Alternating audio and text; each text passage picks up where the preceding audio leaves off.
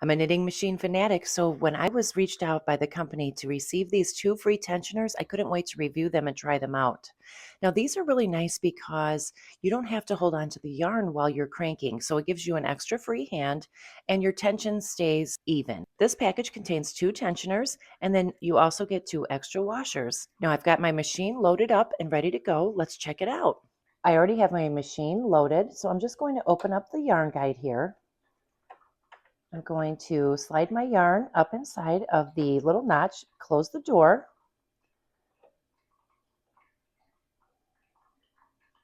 and then I'm going to place the yarn in between the tensioning discs right here.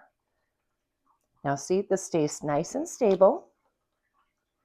And let's just go ahead and start cranking. I'm going to first just hold the yarn just to make sure that it's nice and tight. And now, as you can see, the tension stays perfectly. With this gadget, you'll always have an extra free hand and your tension will be perfect. I really love this tensioner and I think you will too.